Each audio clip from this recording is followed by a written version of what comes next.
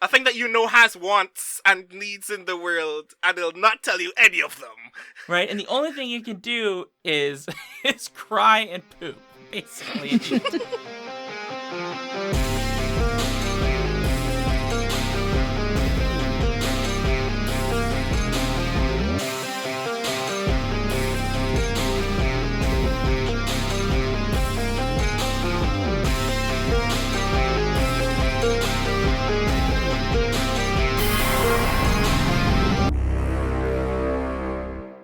Welcome to the Skiffy and Fantasy Show's Reading Rangers!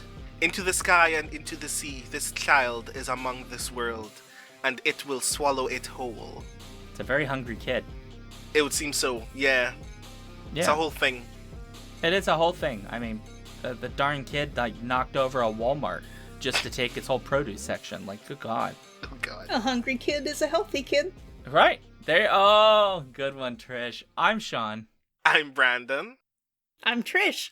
And on today's show, we will discuss Zinni Rocklyn's Flowers for the Sea from Tor.com, published in 2021. But before we talk about this book, we'd like to remind all of you folks listening that we still want to hear from you. So please share your comments about this and past episodes at skiffyandfanty.com/listener suggestions. We're still hoping to put together a listener mailbag episode with your thoughts, questions, topic suggestions, and more. So please get those thoughts in. Please, we want to hear from you. Great. Okay, so before we get to a summary, I just want to say, because Terry may be listening to this podcast against the advice of counsel, and so I will just note, if you are listening to this, you've made a mistake, because you should know better than to listen to people reviewing your work. But given that I told you I was going to do this, you might be listening. And I would just say that I really like this book quite a lot. But we are now going to talk about it, and so hello. Yes. So, I will attempt to describe this book. Mm-hmm. So, the sort of background story of this is these people have been essentially forced out of their home kingdom. This is somewhat of a fantasy world with some oddly gothic early science fictional concepts kind of buried in the background. They've been forced onto an ark after their kingdom is flooded. There's almost no resources. They're beset upon these strange creatures with razor fangs that eat them at night. And Araxi is one of the refugees. At the beginning of this story, Araxi is presented to us as pregnant. She is with the man Hirat, who is in charge of this boat, and she's getting closer to birth. She's full of rage and anger about what has happened to her people. And then as the story kind of progresses, she has a very strange birthing process that involves a very strange child that has a fate that we'll probably get into. That's the basic premise of the story. She's got a kid. That kid's creepy as hell, and that's the book. That's Flowers for the Sea. Yeah. Mm-hmm. But anyway, yeah. So that's kind of the idea. Is they live on this big ship. They have very few resources. Things are falling apart. There's a green room that used to grow fruit and things like that. That room is increasingly becoming less productive. The people that live on this ship have fewer and fewer resources to consume. Life is difficult and tough and hard, and it doesn't seem to have any known end in sight. And that's kind of the basic idea. But she is pregnant in a world where she shouldn't be able to give birth to a child, and that is a whole big to-do. Right, other women on the ship have been pregnant and have failed to carry live Correct. children to term repeatedly, and everyone is kind of has their eyes on her. They don't like her. They think she's repulsive, or that the child she's carrying is repulsive. But yet they're looking at her as a source of hope at the same time, which is an odd juxtaposition of views. It's a very interesting book. I will say that my general reaction about this book is that you need to write more. Agreed. I mean, yeah. This is a thing where I just felt like there was so much more story, and 100 pages just ain't quite enough. And so I actually wanted more of this world a little bit. I found the kind of opening chapters kind of eventually I got what the world was kind of doing, but at the opening chapters, it kind of took me a minute to really figure out this world and what kind of world we're existing in. But once I got there, I was like, wow, that's really neat stuff. There's not enough pages. I want more pages.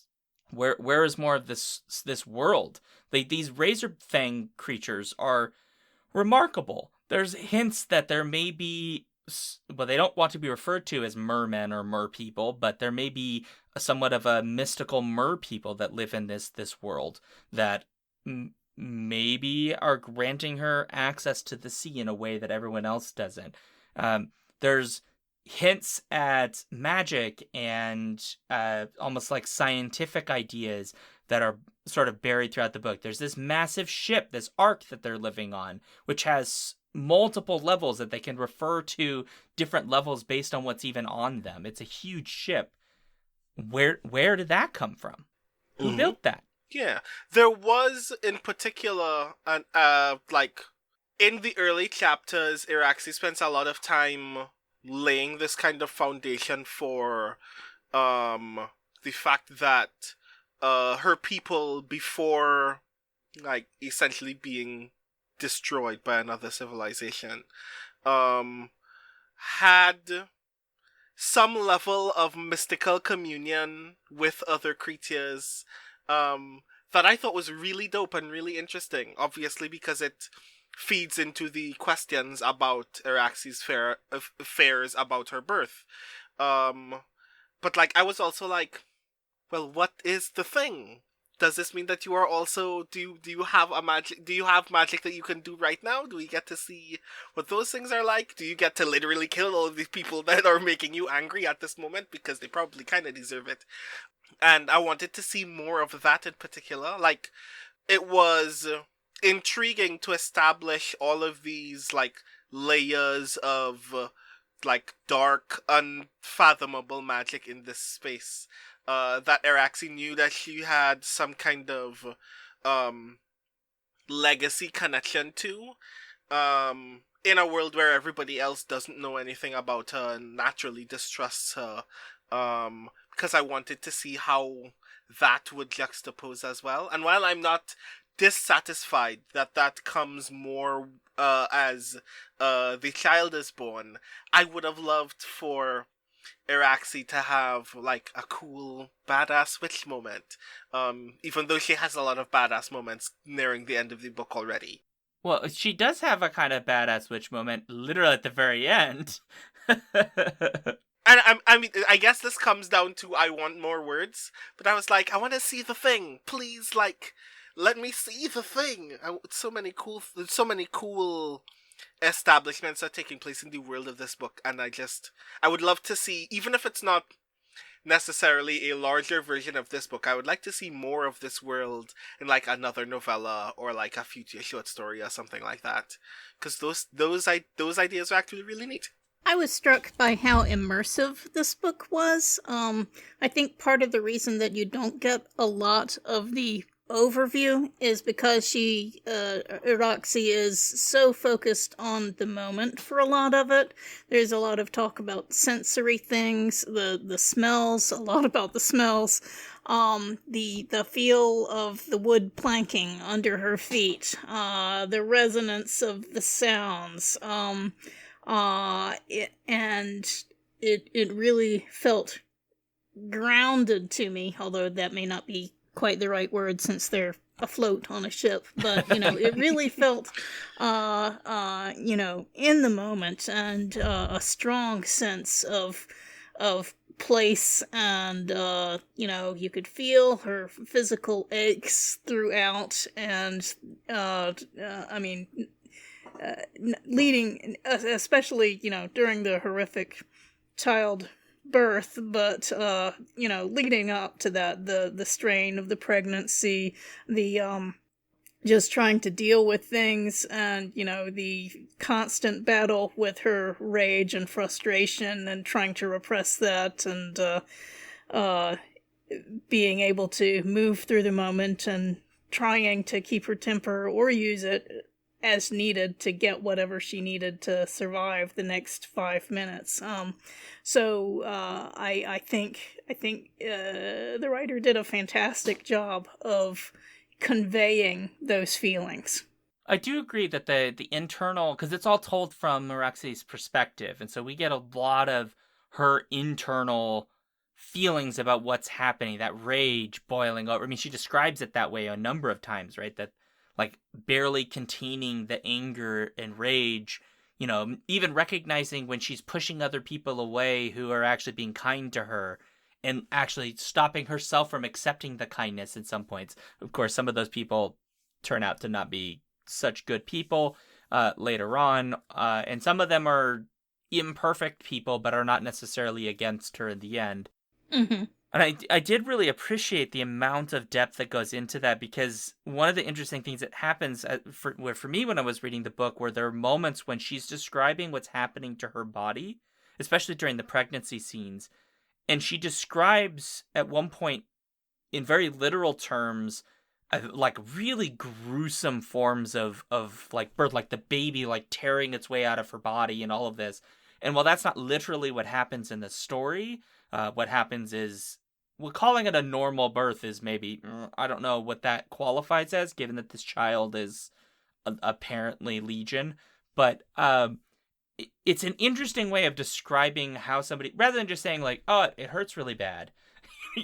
Like, no, she's describing the sheer volume of the pain rocking up her body as she's going through this very gruesome, painful process, which is, in this case, giving birth, but giving birth in fairly terrible circumstances, involving, like, they don't exactly have great ways to keep themselves clean. They don't have a lot of food. It's sweaty and gross.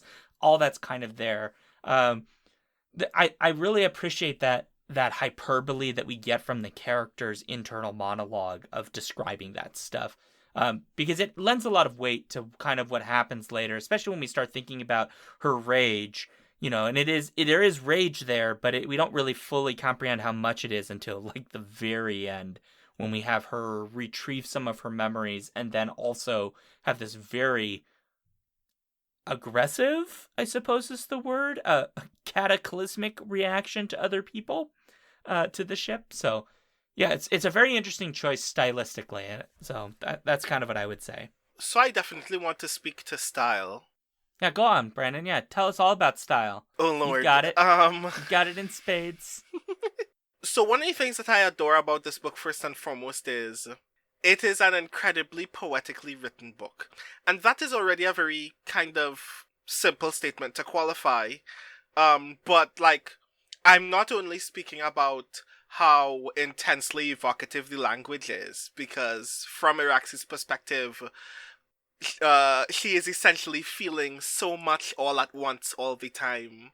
And the level of, as you mentioned, hyperbole, but also like a level of I wanna say invocation, really, that she's attempting to make you not just experience the volume of this feeling, but the depth of it, in a way that I think is particularly interesting.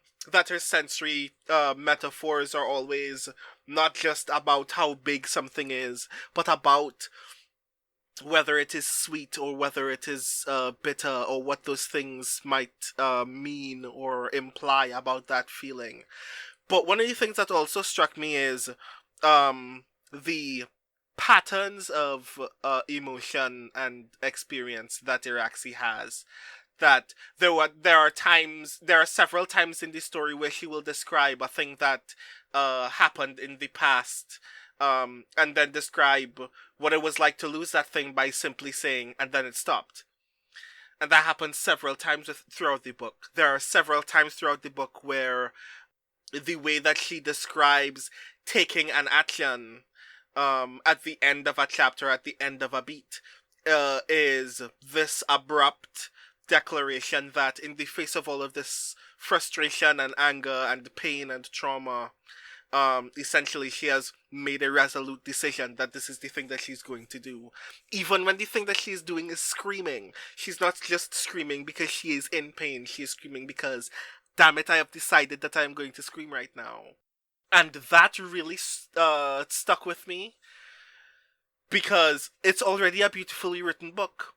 But knowing that there are things that I'm supposed to settle on, that there's an individual beat that I'm supposed to, like, stay in and have feelings about the fact that this is happening in this moment, was actually really cool to me.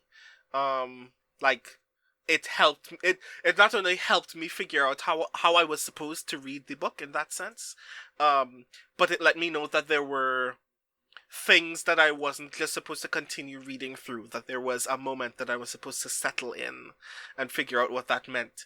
Especially when, later in the book, when Araxi is trying to deal with her own breathing, either because her child has now compelled her to breathe, or because she's simply trying to regain her breath.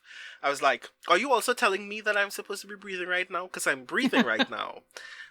And that was really cool to me. Yeah, just another small example. When someone is momentarily kind, or at least not awful to her, and she starts to feel emotions, she doesn't say, my eyes welled up with tears or something. She says, the back of my eyes started stinging. So even to acknowledge the possibility of feeling emotions causes pain to her. She's been so traumatized, and she's, for quite a while fighting to not feel anything, because if she does, then the rage will overwhelm her. The rage and sadness and trauma of everything that she's been through. And I thought that was a powerful way to do it, just the implication of those simple words, the back of my eyes were stinging, and then she usually rebuffs whatever simple kindness or consideration is being offered, and gets angry over it in some way, but in a small, controlled way, instead of just screaming, until we get much closer to the end. All of that's really interesting because the you mentioned trauma, and naturally the very beginning framing of this story already implies a heavy degree of trauma, right? Mm-hmm. Their kingdom's been flooded. They've all been forced onto this ark. They're floating on the sea. They're in the sea like 1,700 days or something. So they've been living under these pretty difficult conditions for a while, and they're just getting worse and worse as things fall apart. But then the second chapter immediately reminds us, oh no, there's an extra layer of this, which is that she comes from, I suppose we could read it as maybe an ethnic group or some other group within this larger group that has been explicitly targeted with what we would know in our world as a racial slur. It's a fantasy world, so it's a little bit harder to make that a one-to-one comparison. But basically, they refer to them by a slur that she refers explicitly in her story as a slur that has been used for generations to refer to her people. And there's lots of other things, like rumors that Brandon was hinting at, that, they commune with, animals and other kinds of things, which seems to imply also a degree of either racism or ethnocentrism and dehumanization by way of suggesting that they're not really like us. They must be different in ways that make them beastly. And so that all is underneath all of this as well, because the ship she's on is full of some of the very same people, and she tells us, or actually it tells us on a number of occasions, right? Like, these people, if they dared, they would say it to my face again. And at some point, she even kind of in her monologue kind of dares them, like, go on, go for it, call me what I know you want to call me. So she's dealing with this additional sort of dehumanizing trauma as well, which explains some of her rage. The other parts of her rage also come from some other trauma happening with the death of her family, which we learn more particularly about as the story progresses. And so in a lot of ways, this story it's a story about trauma. It's a story about what somebody does with rage that seems to have no end. Yeah. And in this case, the ending of this story doesn't necessarily suggest what you might get in other kinds of stories, which is, oh, well, eventually you let it go, or like, you kind of set it aside, or you find a way to move past it, and everything just is fine, and you make friends, and like you join a basketball club, and everything's great. In this, it's a much more violent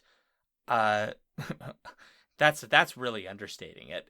It is extremely a violent ending, because her rage I mean, to be fair, she's betrayed by multiple people. So in the end, when she gives this final moment of pure anger and rage at what has been done to her in her life and how she's been treated, uh, it comes across quite differently than you might see in another story. It becomes a story where it seems like, I'm not suggesting the story has a moral, but if it did, that perhaps releasing one's rage on the people who have harmed you is justified.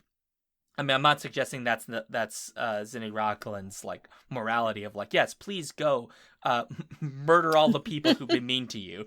That's not. I'm not suggesting that's the author, but that's the way the story progresses, as this is a natural consequence. Now, there's also an odd, potentially evolutionary narrative that might be also at work here, which we might talk about later. I think what stands out to me in that sense about this book, obviously Iraxi has been through a lot. Like, has gone through several intense additional layers of trauma in this context that many of her fellows on this arc obviously have not. But one of the things that, well, two of the things actually that stand out very clearly as a result of that is Iraxi's relationship not just to her child, but to the experience of childbirth in this circumstance. Knowing that it is the child of a man who does not actually care about her. Knowing that his affair with another woman potentially threatens her or this child in ways that she has yet to discover at the point when she learns that is the case, but will unravel further on at that point. But that also most complexly is that her first love is also on the ark, and she has a lot of hatred for him as well, because she sees his refusal to actually accept her love as a sort of betrayal in the context of all of the trauma that has already been suffered. And even when we learn more uniquely complex things about that man, about Amit, that doesn't temper Iraxi's rage at all. In fact, it makes it even stronger, because in the face of those revelations, Amit could have still just loved her, and she feels wronged by the fact that he didn't do what she considers necessary in order for that to be true. And even though, like, in the face of that trauma, that's already a lot, because she's suffered a lot of genuine, like, physical hurt. She's, like, still affected by the loss of her family and her kingdom as a result.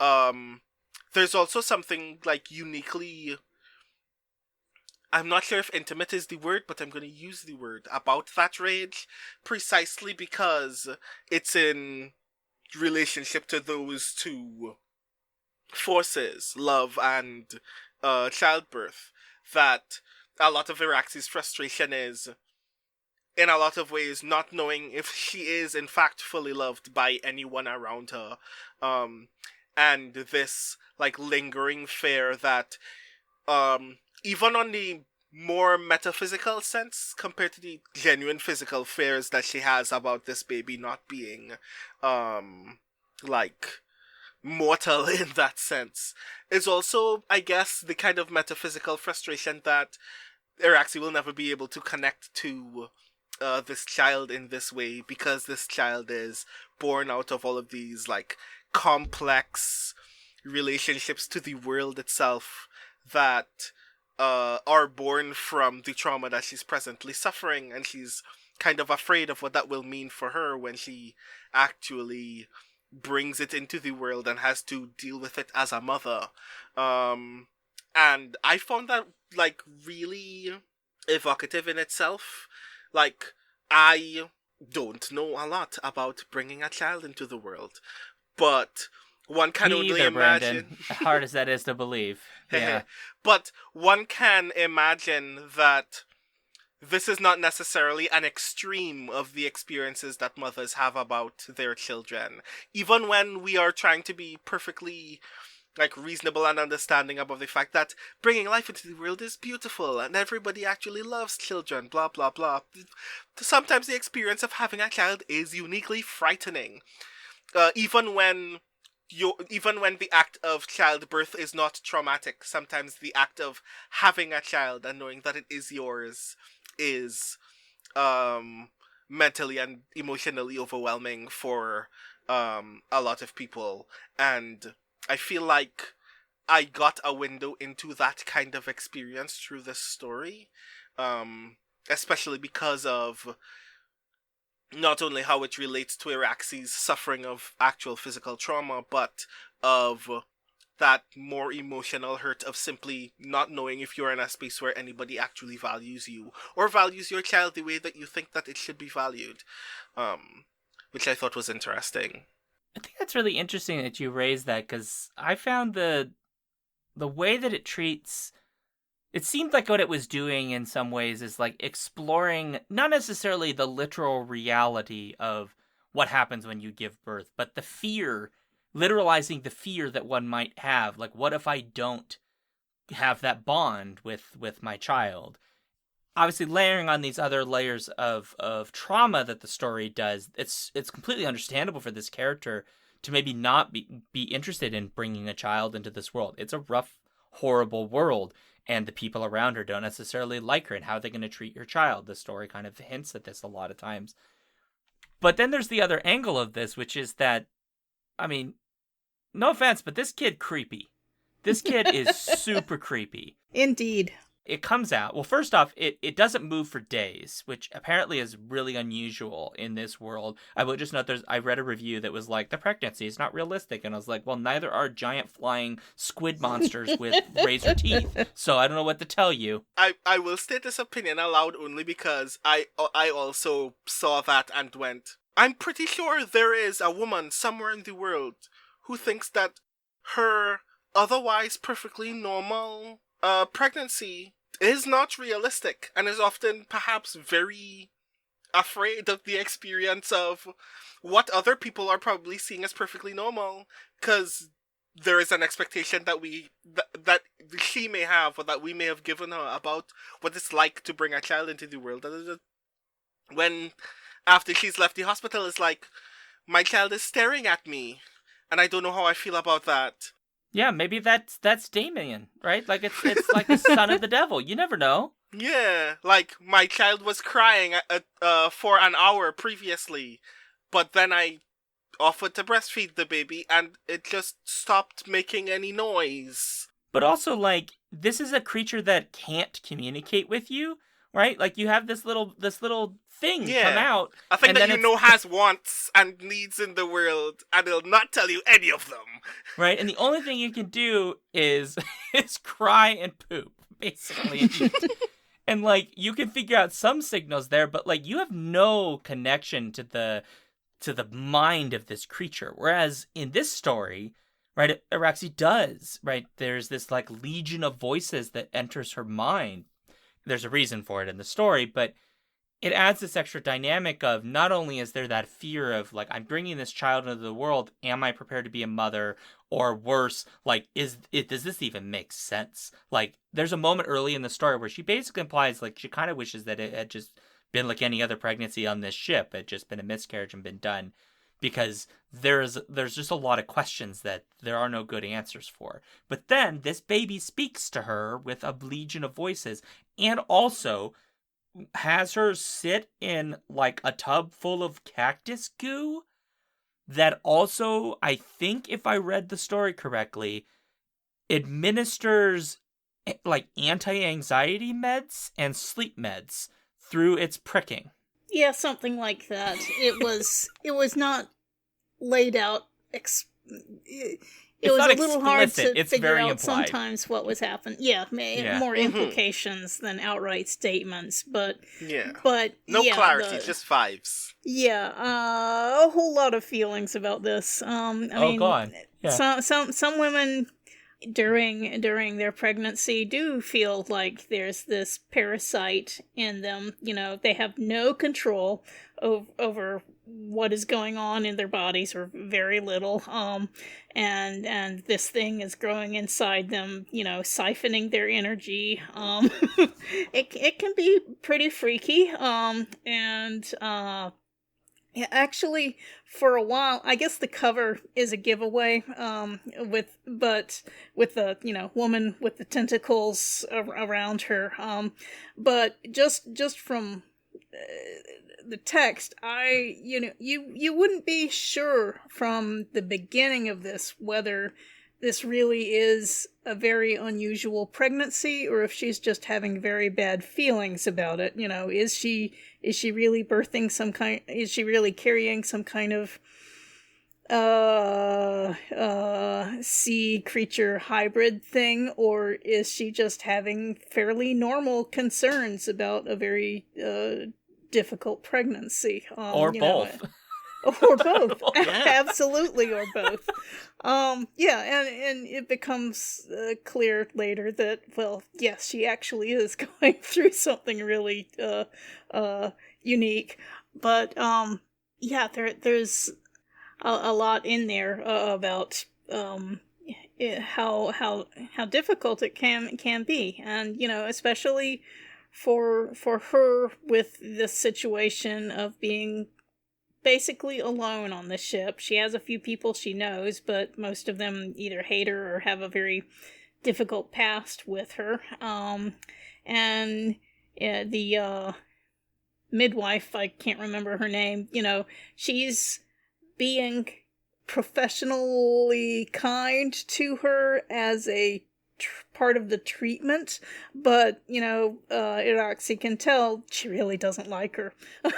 Yeah. She doesn't like her people. She doesn't like where she comes from. She's just, yeah, and so you know, even that, you know, performance of decency is not sincere, and she can tell. I'm glad you brought that up. That and that phrasing specifically, performance of decency, because on some level, I feel like this story is either explicitly or by implication, or at least we can read into it, dealing with that idea about how people from dominant groups sometimes treat people from less dominant groups that have previously been oppressed, and will treat them in a way where it's like, I am being decent to you, see how decent I am. But you know, underneath that's not what's really going on. It's sort of like, I don't know, I can't recall if Terry's originally from the South. I believe so, but I'm not 100% sure. Zinni Rocklyn, sorry. This is not private information. I just want to note it is on Terry's Twitter that this is their alias. So just to be clear, like I'm not like revealing someone's personal identity that they haven't revealed themselves. But a part of me made me think about like that like notion of like Southern hospitality, that idea of like, oh, in the South, like we're all so respectable, but that means that you then intentionally don't talk about all of the like blatant, aggressively racist stuff that happens in the South. You just like cover it up with sweet potato pie and just pretend that like, look, everything's fine. And to some degree, that kind of seems to be what this story is at least hinting at it, or playing around with a little bit in Ket, who is the doctor, and also even some of the other people who kind of look at her, but she can tell. She has like a sixth sense. She can almost tell that they really want to say horrible things to her, but they can't because of her relationship with her who is her lover / eventual betrayer. And so there's just that like unsteadiness of like, my position is precarious from the beginning. Of course, it becomes explicitly precarious later when they basically say, once you're done feeding this kid and we don't need your nipples anymore, we're gonna throw you, I guess, overboard is kind of what's suggested.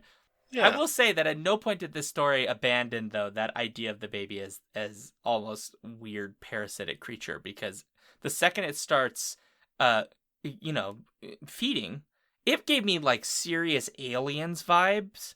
Mm-hmm. Like, just this thing is like attached to her, like she's not quite fully in control, because I read it very much like, so she's drugged right now. She's got this parasitic entity sucking her life force right out. I was afraid that there were going to be razor teeth Oh on my her God. nipple, Oh, shredding God. her.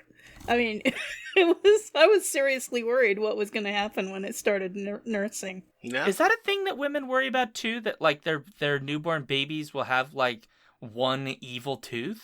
I mean, I realize that may not be a thing we all can answer because that's probably not like. Mm-hmm. It is not a fear that I have heard expressed. Okay. Yes. I would be scared. Like, but I mean, I imagine like if I were pregnant, I'd probably know a shit ton about what's happening to me at that point. So maybe not.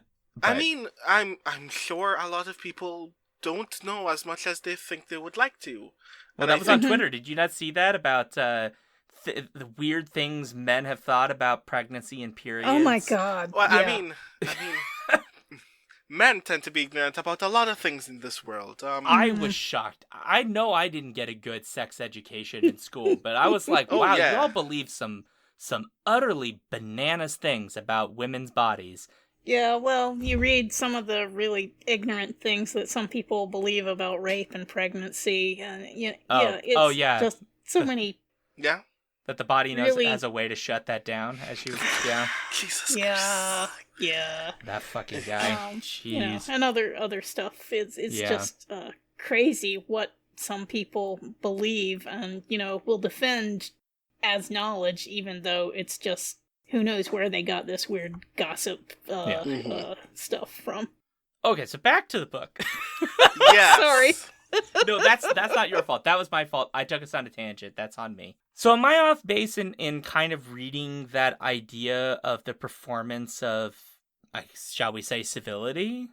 I don't think that you're off base because I actually saw it in a very similar way, but like far more like abusive and perverse as a result, which is also that because Araxi is the only person on the arc who has brought a child to term, she has this kind of very liminal power at present because everybody wants to know that it is possible, at least, that childbirth can continue for them, but they don't care about her or her people, so they're only caring as much as this will continue to be useful, which means that they still need to put up with Araxi's capacity to be a mother to this child up until the point where she is no longer valuable.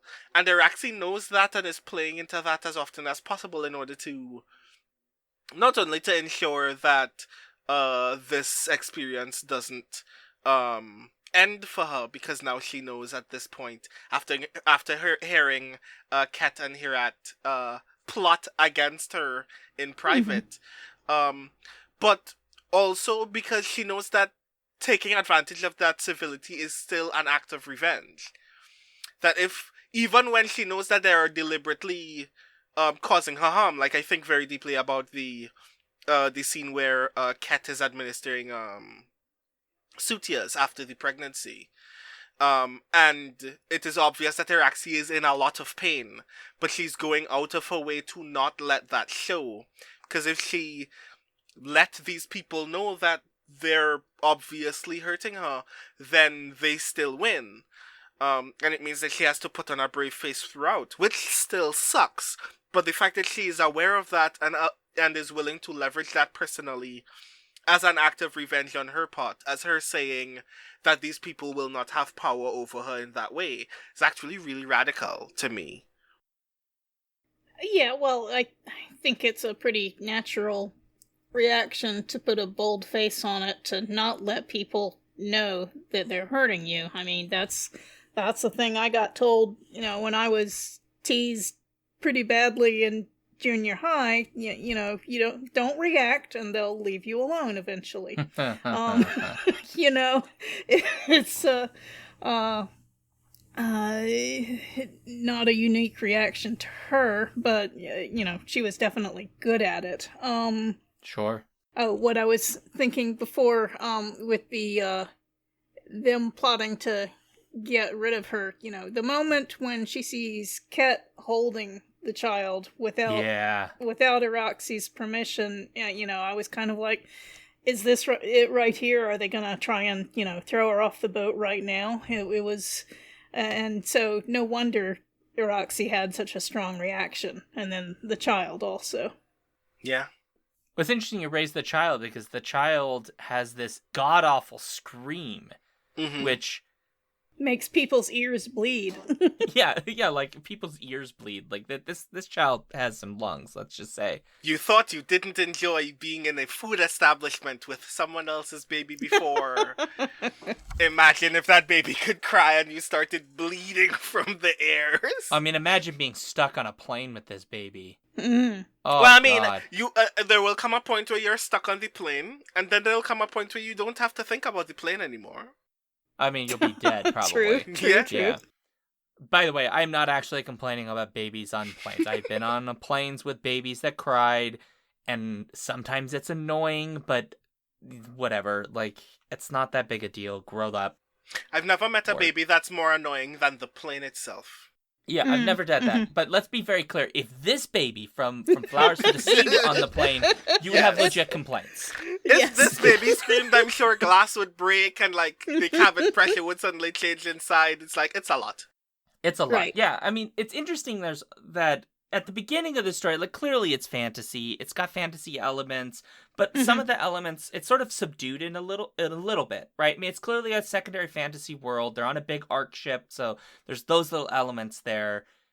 But it doesn't come across as, like, being very aggressively fantastic or very aggressively gothic, which is part of this. At least aesthetically it is, but it isn't like, hey, by the way, there's all this stuff. And then by the end of the story, that stuff sort of cascades, right? There are these amazing moments when she's in the green room, and her very presence seems to make dead fruit trees erupt alive with fruit. I mean, at one point she engorges herself on loquats. I'm not sure exactly what that is. I've never seen that before. If that's a real food, like I want a it. plum or something. It is a real food, yes. Okay, put it in my mouth immediately. I want to eat it. Speaking of which, I want to have a lot of feelings. So, like, the green room as an object, as a space, I already think is cool. Because, like, the renaissance in media recently of how do we create produce when we have to travel large distances is already a thing that is very much my jam. So I like the idea of figuring out how we grow trees in the middle of the ocean.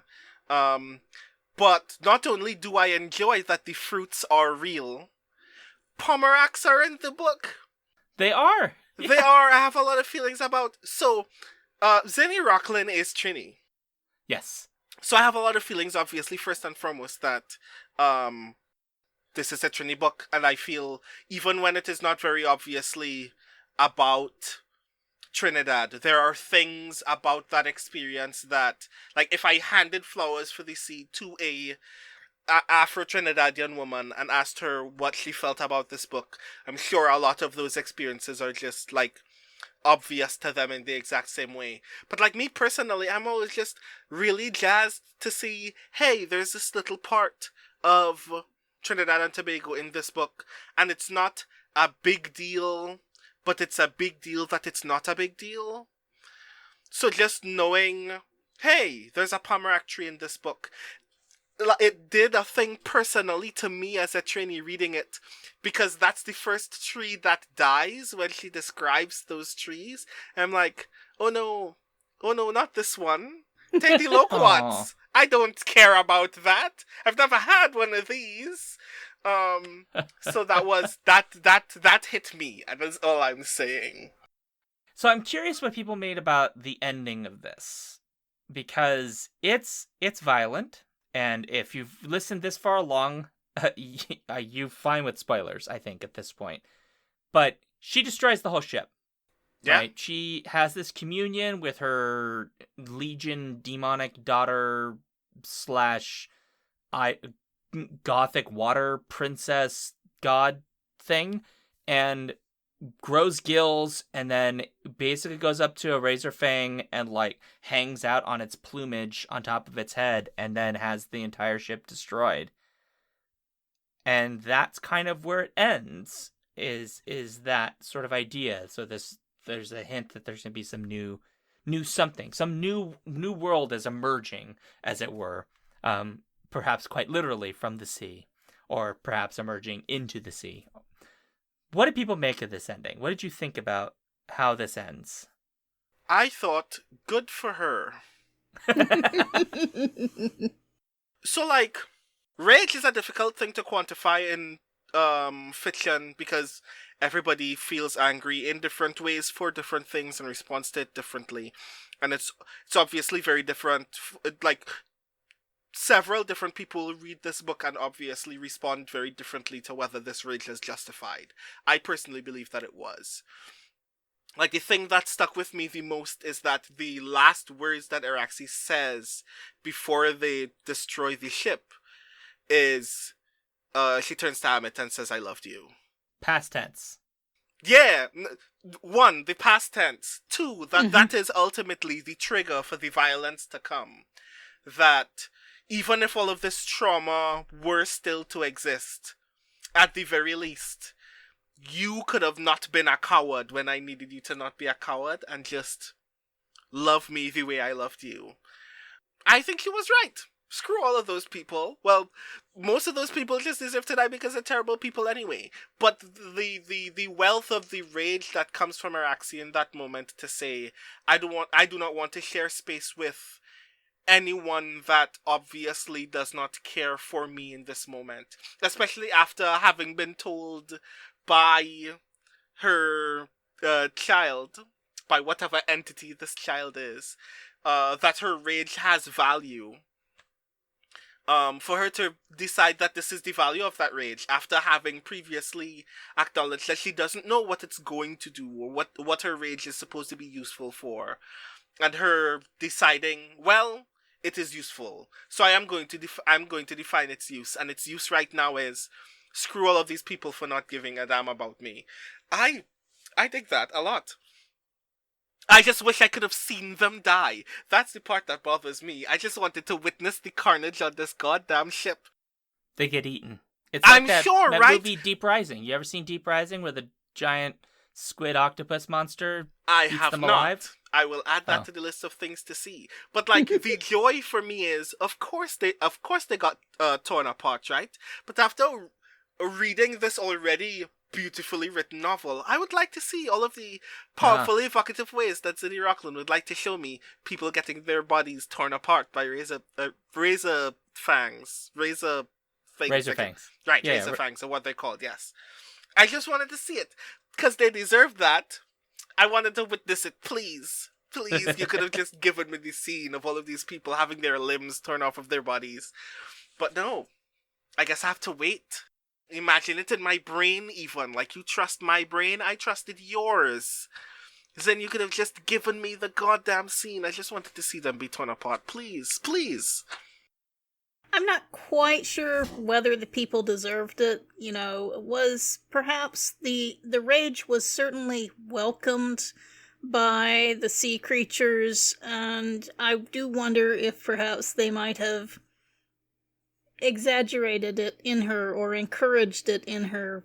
You know, maybe she wouldn't have been as rageful without their fostering it. I'm not sure. But, so I won't judge whether she should or shouldn't have done that. I will say it reminded me of, Victor Laval's The Ballad of Black Tom, and several science fiction stories I've read where human beings encouraged and welcomed alien invaders and helped them invade and destroy.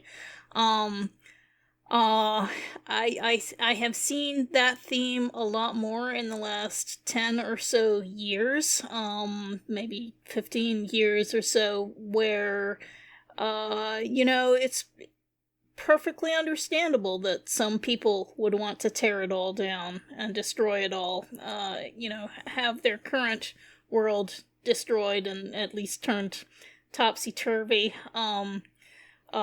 which is a gentle euphemism for kill everyone. So I'm just interested that is a thing I'm seeing, it seems like, more and more in recent years.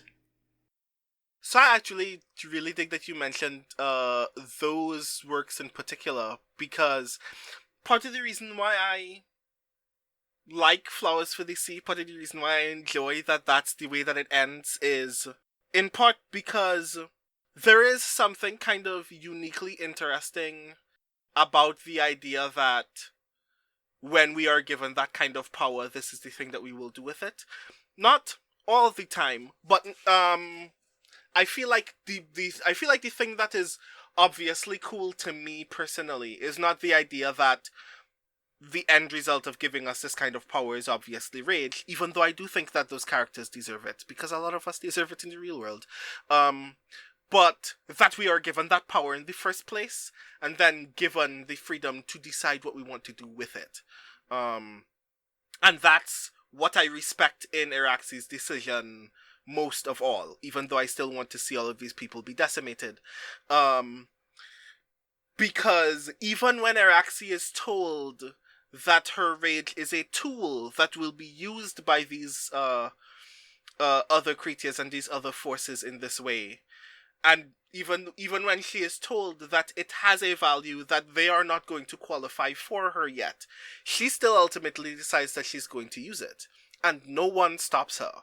Even if it is fair to assume, I think it's almost implied by the story that the entity that is her child really wants her to lean into this rage in this moment.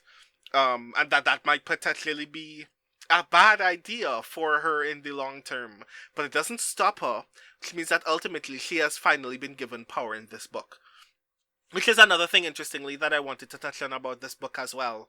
That Iraxi spends a lot of time reacting, obviously, to the circumstances that she's in. But she's always deliberately acting. Like, she's not merely responding to circumstances that people have given her. She's making the conscious decision that this is the reaction that I'm going to take, because this is the result that I want from my reaction.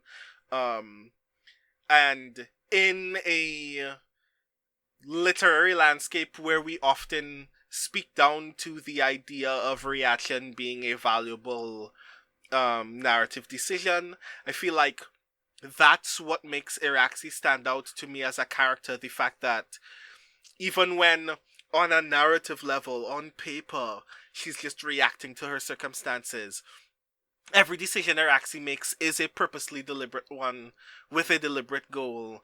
And even if she doesn't immediately accomplish the goal is in her mind when she makes those decisions. And that kind of bears out in the book as a result, because the end result of all of those decisions is now she has the ability to decimate all of these people, and she takes it. And I dig that a lot. I didn't know you were so violent, Brandon. After all these years, we thought you were just this gentle, kind person. And it turns out...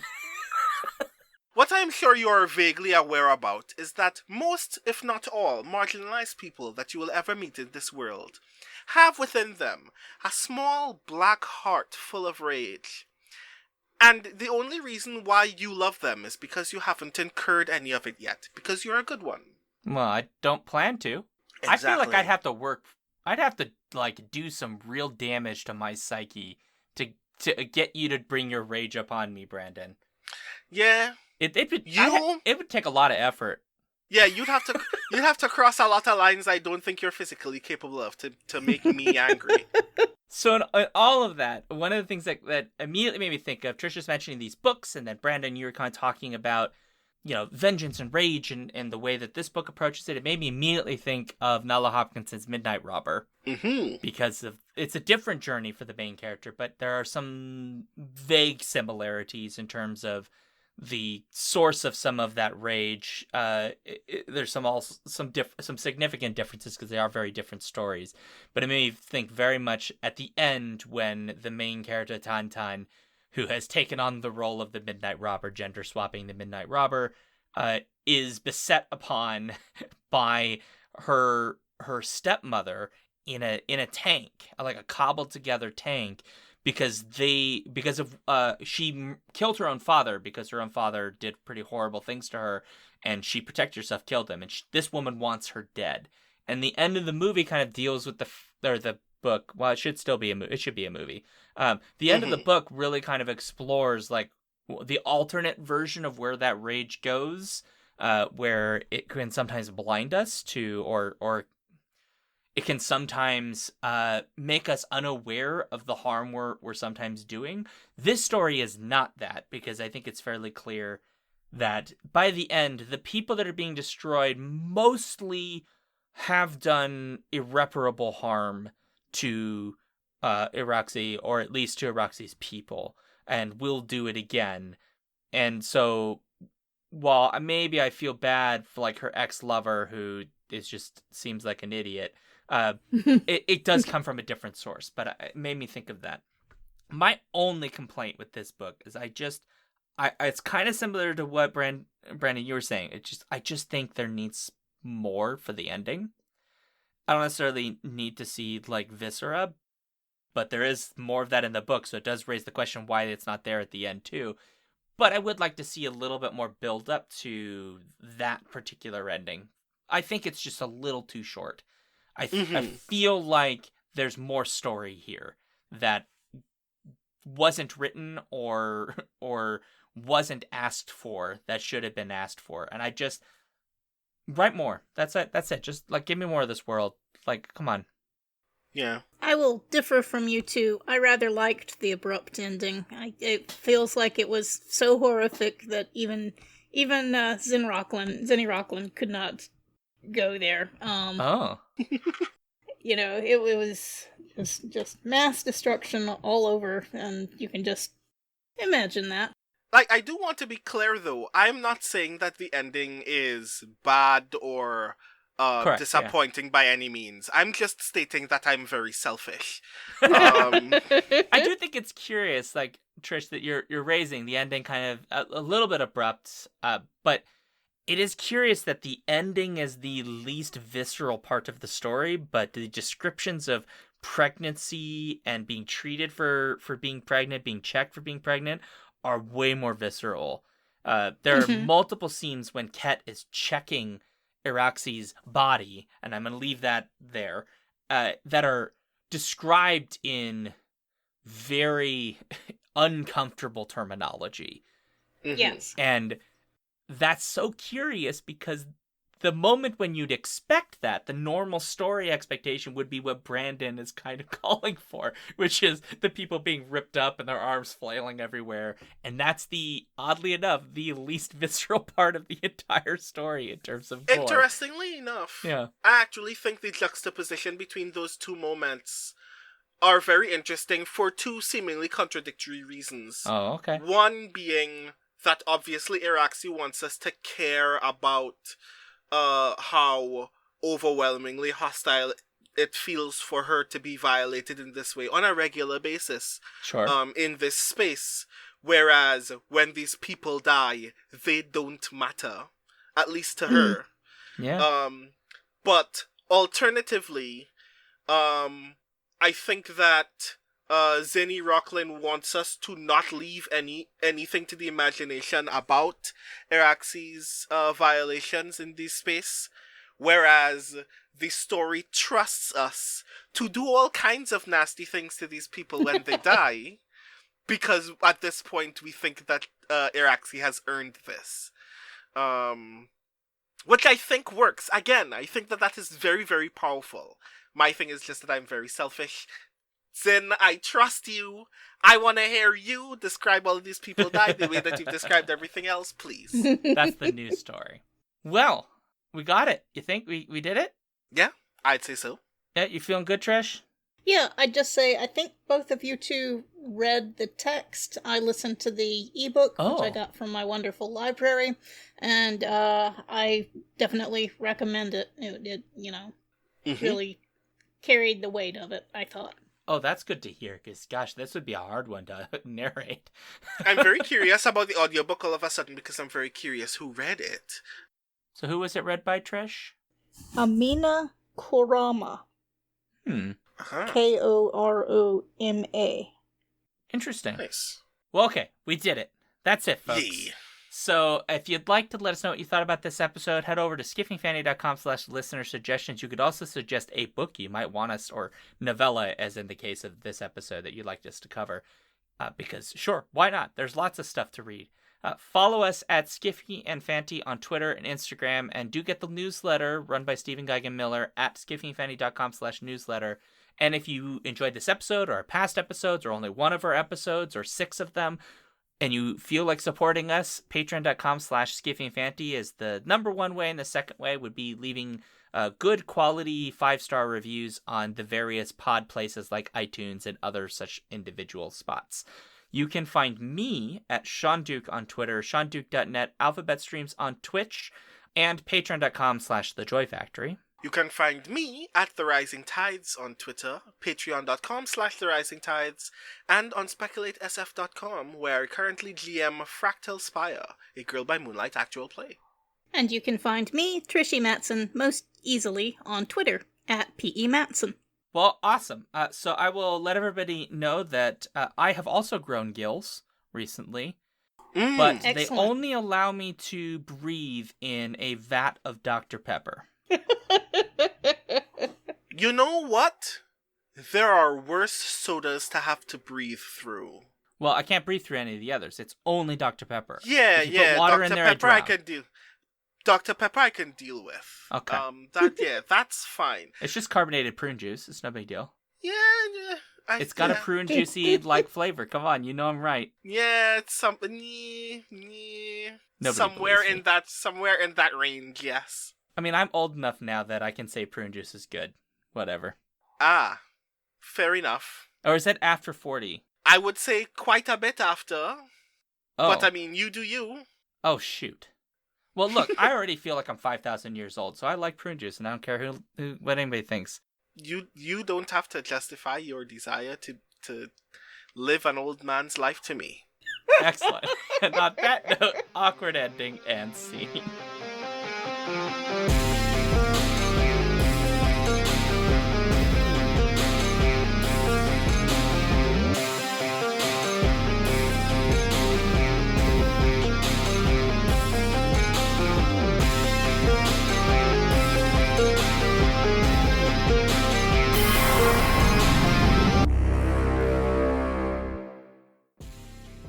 If you want to support this show, you can go to patreon.com/skiffyandfanty or skiffyandfanty.com, our website, where you can get access to all of our fancy things. Our music comes from Holy Mole. You can support him and his work at patreon.com/holymole. Thank you for listening.